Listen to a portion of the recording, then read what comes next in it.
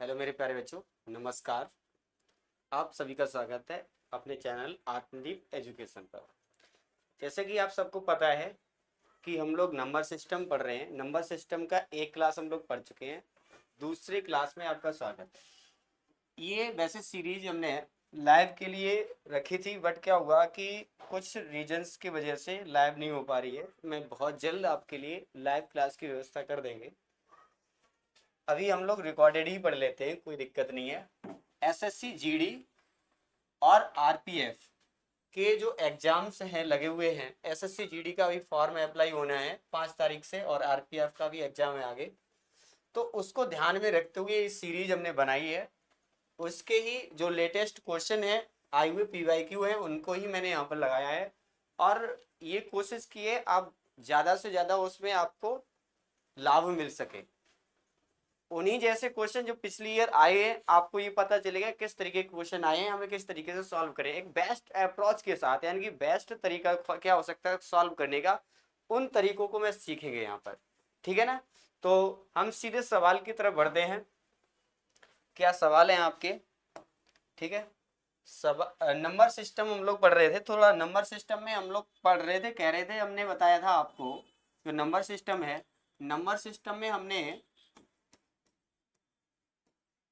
आपको क्या पढ़ा दिया है पहले वो समझ लेते हैं। आप पिछली वीडियो में देख सकते हैं, लेक्चर नंबर 1 में हमने आपको कॉन्सेप्ट बताया था उसमें नंबर सिस्टम के बारे में थोड़ा सा।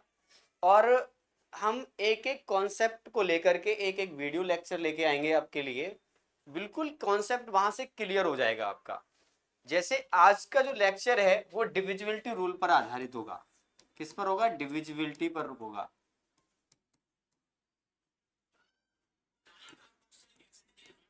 डिविजिबिलिटी रूल पर आधारित जो क्वेश्चन होंगे आपके, उन क्वेश्चनों को हम सॉल्व कर रहे होंगे यहाँ पर। ठीक है। एक एक कॉन्सेप्ट के लिए अलग अलग हम लेक्चर लेंगे। उससे आपके सभी लेक्चर्स, सभी कॉन्सेप्ट क्लियर होते चलेंगे। और एक जो बेस्ट अप्रोच हो सकती है सवाल करने की, सेकेंड्स में आंसर कैसे निकालेंगे सवाल को, उस तरीकों को हम सीख रहे होंगे यहाँ पर। ठीक है ना बेटा। तो हम सीधे सवाल की तरफ बढ़ते हैं। सवाल आपका क्या है? सवाल आपका दिया गया है, एक छात्र ने एक संख्या को 21 से विभाजित करने के बजाय 12 से विभाजित कर दिया। क्या बोला है? आरआरबी जेई में सवाल पूछा गया है। आरआरबी जेई में सवाल पूछा गया है, उसको ध्यान में रखते हुए हम सॉल्व करेंगे। क्या है? एक छात्र ने एक संख्या को 21 से विभाजित करने के बजाय 12 से विभाजित कर दिया, और क्या, और उसे उत्तर 35 प्राप्त हुआ। सही उत्तर ज्ञात कीजिए। अगर आप ध्यान से समझो, अगर आप ध्यान से समझो, एक छात्र ने एक 21 से विभाजित करने के, कोई संख्या थी, उसे 21 से विभाजित करने के बजाय किससे विभाजित कर दिया बेटा? 12 से। आंसर कितना प्राप्त हुआ? 35। अगर मैं संख्या देखें तो यहाँ पर गुणा हो जाएगा। एक्स की वैल्यू आपको कितनी मिल रही है? 35 इंटू 12 मिल रही है। ठीक है बेटा। आपको कितनी मिल रही है? एक्स की वैल्यू 35 इंटू 12 मिल रही है। अब आपको बताना है सही उत्तर क्या होगा। विभाजित करना किससे था? 21 से।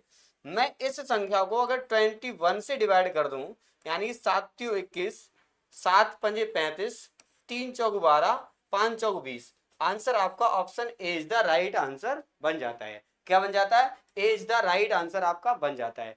बहुत ही बेस्ट तरीके से हम सभी सवालों को सीख लेंगे ऐसे ही, यानी कि कुछ सेकंड्स में ही आंसर निकाल लेंगे। ठीक है। अगला सवाल क्या है आपका? अगला सवाल की तरफ अगर देखें, अगला सवाल आपको क्या दे रखा है? ये भी आरआरबी में पूछा गया है। अभी मैंने आरआरबी के सवाल लगाए हैं रेलवे के, उसके बाद एसएससी ने जो सवाल पूछे उनको भी लगाया है। कोई अंतर नहीं होता, बस सब क्वेश्चन उसी तरीके से होता है, कॉन्सेप्ट सीखना होता है हमें। ठीक है ना।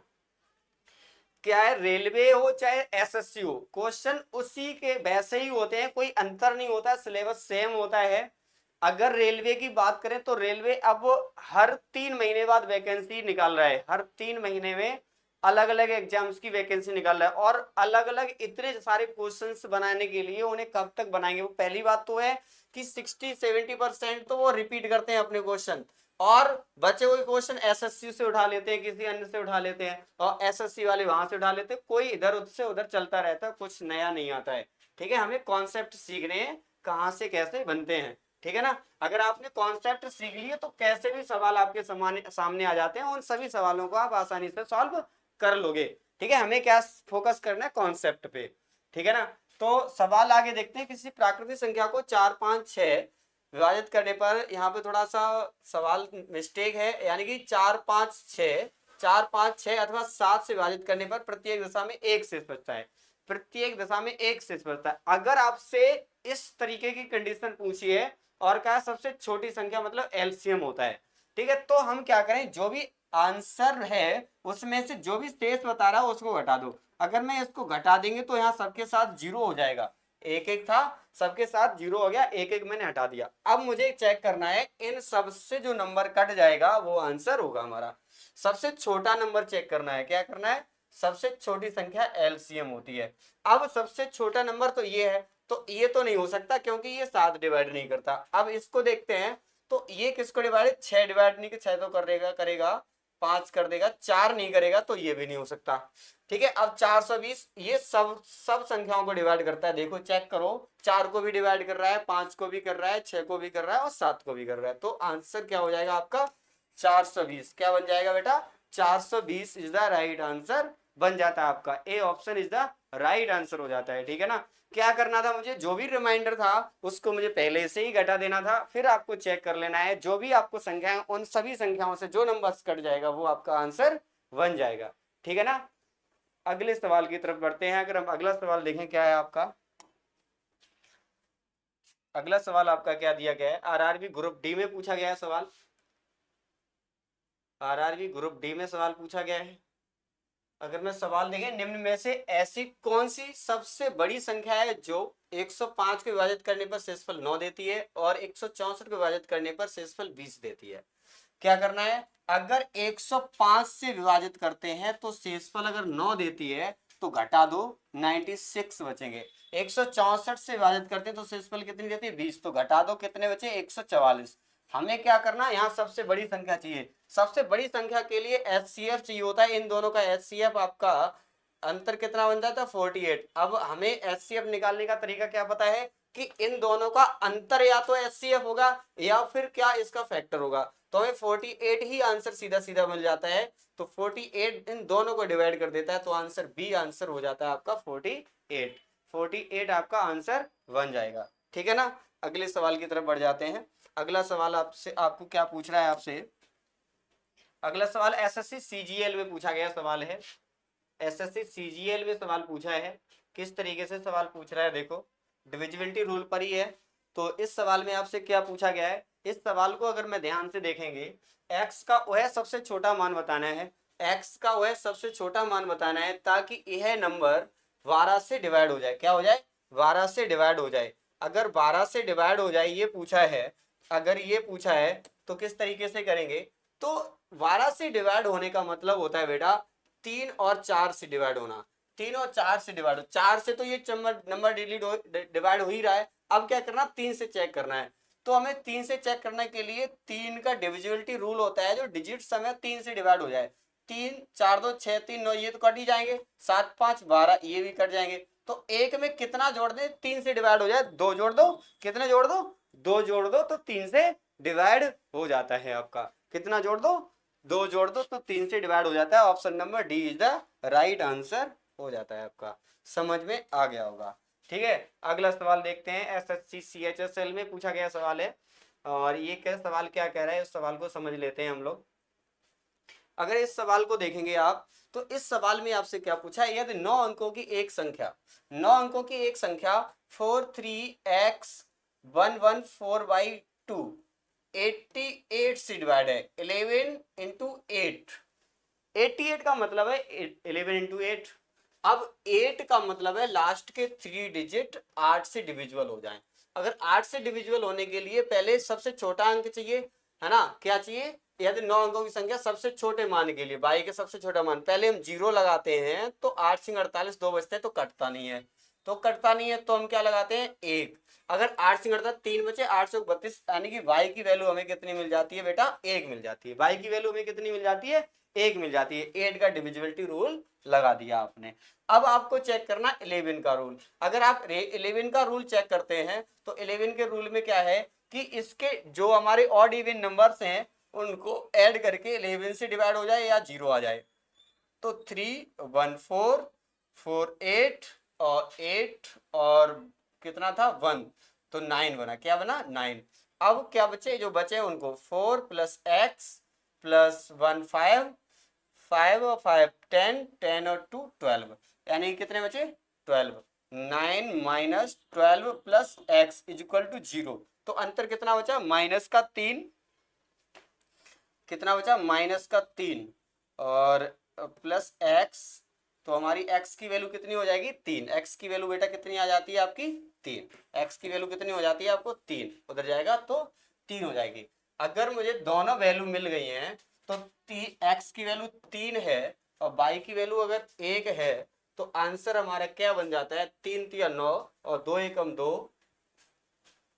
यहाँ पर माइनस का 3 आ रहा था अंतर, तो माइनस का 3, तो माइनस का 3 अगर बन रहा है तो प्लस का क्या हो जाएगा आपका माइनस का 3 अगर बन रहा है तो प्लस 11 कर दो, यानी कि आंसर क्या बनेगा 8। तो अगर हम इसमें 8 24 और 2 एकम 2, 24 में से 2 घटाएंगे तो 22 बनेंगे। कितने बनेंगे 22, कितने 22 आपका आंसर हो जाएगा।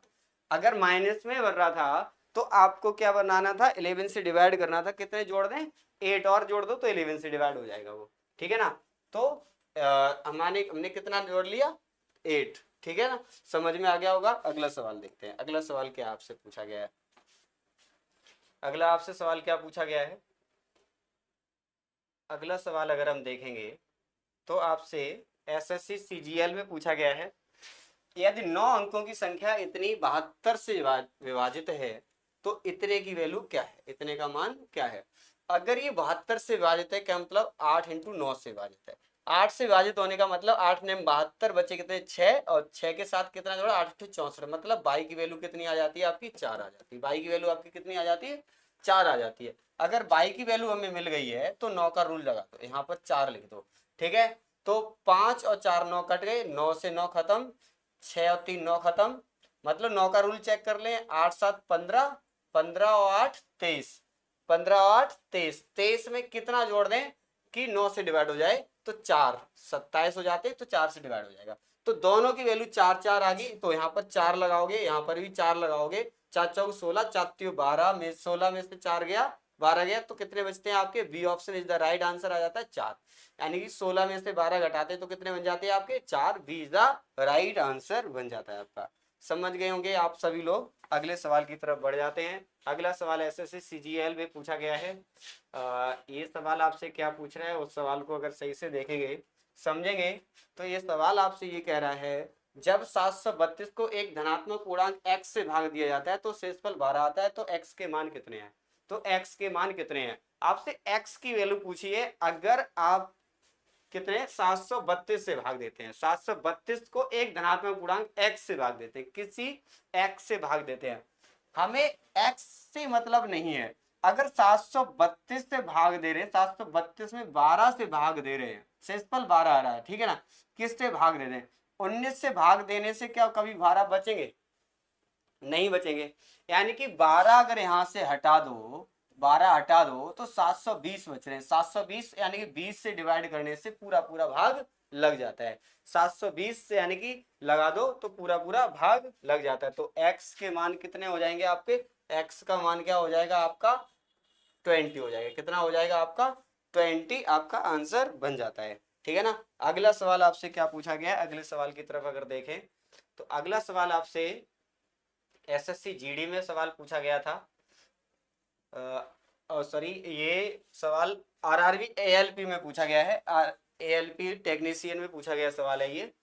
तो यदि 3x² plus ax plus 4x 4x minus 5 x minus 5 द्वारा पूर्णतः विभाजित है तो x की वैल्यू क्या है, a की वैल्यू, सॉरी क्या पूछिए a की वैल्यू क्या है, a की वैल्यू आपसे पूछी गई है। अगर मैं a की वैल्यू यहां से निकालेंगे तो उसके लिए मुझे थोड़ी सी बातें ये पता होनी चाहिए। अगर x minus 5 is equal to zero मान लें तो x की वैल्यू कितनी हो जाएगी 5। तो यहाँ पर 5 लगा दो, ये स्क्वायर लगाया तो एक्स स्क्वायर, तो अगर मैं लगाएंगे तो 3 गुणा 5 स्क्वायर 25 प्लस ए गुणा ए की वैल्यू कितनी, x की वैल्यू 5 है, equal to plus 4 equal to 0। तो यहाँ से कितना 75 और 4 79, 5a इक्वल टू 79, 15 होता है 15.6 बार जाएगा लगभग। कितने बार जाएगा 15.6, 5 से भाग लगा दो तो कितने बार जाएगा 15.6, कितना जाएगा 15.6, D is the right answer हो जाता है आपका। समझ गए होंगे। अगले सवाल की तरफ बढ़ जाते हैं। आरआरबी एनटीपीसी में आया है, जो अभी वैकेंसी आई है आपकी आरआरबी एनटीपीसी की, और ऐसे सवाल बनते हैं आरआरबी एनटीपीसी में, देखते हैं। यानी कि सवाल में क्या पूछा है आपसे, निम्नलिखित में से कौन सी संख्या 1184 में घटाई जानी चाहिए ताकि प्राप्त संख्या 21 से पूर्णतः विभाजित हो जाए। कौन सी संख्या नीचे लिखी है ऐसी जो घटा दें तो 21 से पूर्णतः विभाजित हो जाए। हम अगर देखें 21 से विभाजित होने का मतलब होता है वो 3 और 7 से विभाजित है, 3 और 7 से विभाजित है। 3 और 7 का मतलब ये है कि ये 3 से भी डिवाइड होगी तो 8 4 12, ये तो 3 से डिवाइड हो जाएंगे। 2 ये कितने हो गए 2, 2 में कितने जोड़ दे 3 से डिवाइड हो जाए, 7 जोड़ दो 3 से डिवाइड हो जाएगा। अगर 2 में कितने जोड़ दो 3 से डिवाइड हो जाए, 7 जोड़ देते हैं तो 3 से डिवाइड हो जाता है, 7 जोड़ दो तो 3 से डिवाइड हो जाता है। 7 और 2 9 हो जाएंगे, कितने हो जाएंगे 9, ये 3 से डिवाइड हो जाएंगे। बात क्लियर है, समझ में आ गया होगा। अगले सवाल की तरफ बढ़ जाते हैं। अगला सवाल आरआरबी एनटीपीसी में सवाल पूछा गया है, और आरआरबी एनटीपीसी में सवाल पूछा गया है तो बहुत ही बेहतर सवाल है। और ये सवाल हमसे, यानी कि अभी जो वैकेंसी आई है आरआरबी एनटीपीसी 11 से विभाजित है। 11 से विभाजित होने का तात्पर्य ये है कि ये 3 और 1 4 और 9 7 16, यानी कि अंतर 16 माइनस 4, यानी कि 16 में से 4 गया 12, यानी कि 12 11 तो डिवाइड हो जाएंगे तो 12 में कितने और जोड़ दें कि वो 10, 11 से डिवाइड हो जाए तो 10, कितने और जोड़ दो 10। 12 में कितने जोड़ दें कि 11 से डिवाइड हो जाए तो 10 अगर ऐड कर देते हैं तो 22 हो जाते हैं, वो डिवाइड हो जाते हैं। आंसर क्या आ जाएगा आपका, D is the right answer बन जाता है। कितना हो जाता है, D is the right answer आपका बन जाता है। समझ गए होंगे। अगले सवाल की तरफ बढ़ जाते हैं। अगला सवाल आपसे क्या पूछा गया है। अगला सवाल आपसे पूछा है, बहुत ही बेहतर सवाल है। इस सवाल को अगर सही से समझेंगे तो ऐसे सवाल एग्जाम्स में आने की चांसेस बहुत रहते हैं। ये आरआरबी में पूछा गया सवाल है, आरआरबी में सवाल पूछा गया है, ठीक है। एनटीपीसी में वह छोटी से छोटी संख्या ज्ञात कीजिए जिसको 14 से 56 में जोड़ने पर 6 5 4 से पूर्णतः विभाजित हो जाए। मुझे कुछ नहीं करना है, हमें क्या करना है, अगर ये इसमें क्या जोड़ दें ये इससे डिवाइड हो जाए तो कहने का तात्पर्य ये है, ये आप ये देखो 6 और 5 से विभाजित है, कहने का मतलब वो 30 से विभाजित होगी संख्या। वो किससे होगी, 30 से विभाजित होगी। अगर मैं दोनों सबका देखो तो 6 5 30, 6 5 मतलब 120 से विभाजित होगी। 120 होने का मतलब है 0 से विभाजित होगी, यानी कि लास्ट में 0 होना चाहिए। अगर लास्ट में 0 होना चाहिए तो इनमें से क्या जोड़ दें कि लास्ट में 0 हो जाए, तो अकेले 4 ही है, 6 में जोड़ने से 0 बन जाता है। तो आंसर आपका क्या बन जाएगा, सी, यानी कि 44 इज द राइट आंसर आपका हो जाएगा। हमें कुछ भी सॉल्व करने की जरूरत नहीं है, हमें सिर्फ क्या करना है, कॉन्सेप्ट को सीखना है, हमें तरीकों को सीखना है, सॉल्व नहीं करना है। सवालों को बड़ी बड़ी लेंथी तरीके से सॉल्व नहीं करने हैं, हमें तरीके को सीखना है, कॉन्सेप्ट को सीखना है। यानी कि हमें क्या करना था, अगर इनका एलसीएम देखते हैं तो 120 बन जाता है आपका, ठीक है ना, 120 ही बनेगा। और 120 यानी कि हम देखते हैं, फिर हमारा 0 आना चाहिए। 0 कब जो आएगा, यानी 44 आप जोड़ेंगे तब आएगा, ठीक है ना। सॉरी यहाँ पर 60 बन रहा था शायद, 6 5 और 4,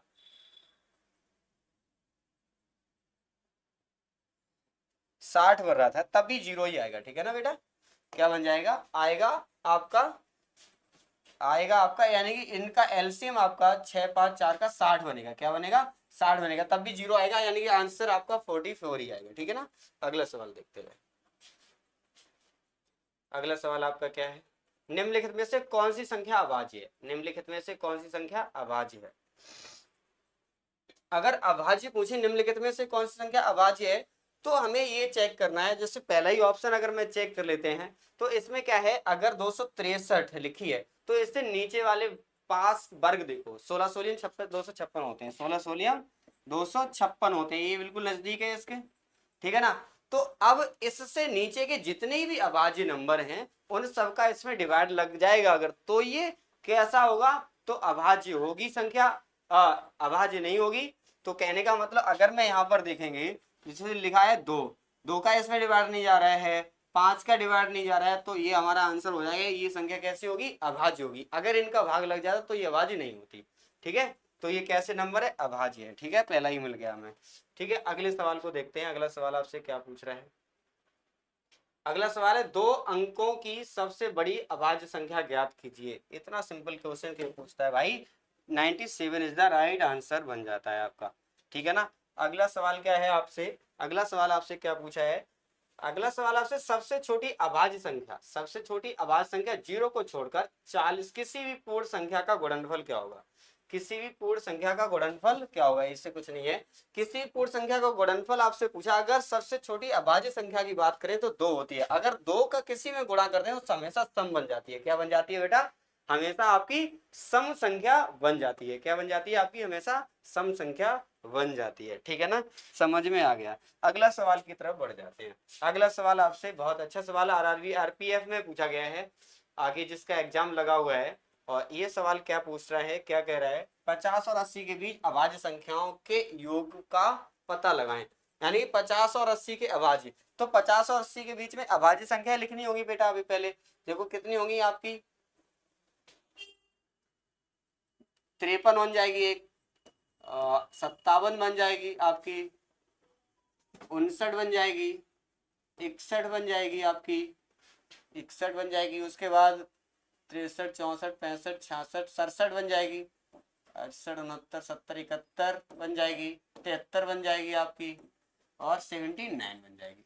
अब मुझे इनका ऐड करना है, क्या करना है, योग करना है, मुझे पूरा योग नहीं करना। देखो सबका जो यूनिट डिजिट है वो अलग अलग है, तो हमें यूनिट डिजिट ही चेक कर लेना है, ठीक है।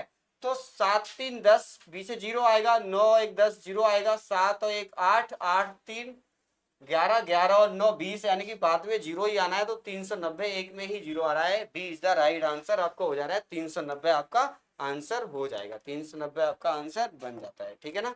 अगले सवाल की तरफ बढ़ जाते हैं। अगला सवाल आरआरबी ग्रुप डी में पूछा गया है, निम्न में से कौन सी संख्या भाज्य है। देखो भाज्य पूछिए, अब पहले अभाज्य पूछी थी, भाज्य पूछी, भाज्य तो पता ही लगा ही लोगे, जिसमें किसी का भाग लग जाए। 719 यानी कि 729 सीधे सीधे दिख रहा है मुझे, 27 का वर्ग होता है, 729 इज द राइट आंसर हो जाता है आपका, ठीक है ना। ज्यादा समय उस पर नहीं लगाते हैं, सिंपल सवाल था। अगला सवाल क्या है, अगला सवाल आपसे क्या पूछा गया है, अगला सवाल से एक कॉन्सेप्ट क्लियर होगा, यहाँ से बहुत क्वेश्चन बनते हैं, ध्यान से समझना। पहली 200 विषम प्राकृतिक संख्याओं में कितनी अभाज्य संख्याएं हैं, आपसे पहली 200 प्राकृतिक संख्याओं से अभाज्य संख्याएं पूछी कितनी है। तो यहाँ से 3 प्रकार के क्वेश्चन बनते हैं, उन तीनों को समझ लेते हैं, ठीक है। 1 से 50 तक, 1 से 100 तक और 1 से 200 तक अभाज्य संख्याएं पूछता है, क्या पूछता है, अभाज्य संख्याएं कितनी है। अगर मैं यहाँ से अभाज्य संख्याओं की बात करें तो 15 है, यहाँ से 25 है, यहाँ से आपकी 45 है, कितनी है 45, जो answer A is the right answer बन जाता है, कितनी हो जाएंगी 45 हो जाएंगी। ऐसे एक और क्वेश्चन पूछ सकता है, 50 और 100 के बीच में कितनी संख्याएं हैं, 50 और 100 के बीच में कितनी संख्या है, तो 10 है, कितनी है 10 है। समझ में आ गया, ये क्वेश्चन का आंसर हो जाएगा आपका ए। बहुत आपके समझ में आ गया होगा, बहुत बहुत धन्यवाद। अगर आपको समझ में आ रहा है तो आप इस चैनल को सब्सक्राइब करिए, आगे भेजिए अपने दोस्तों के साथ, शेयर कीजिए, कमेंट कीजिए, लाइक कीजिए। बहुत बहुत धन्यवाद।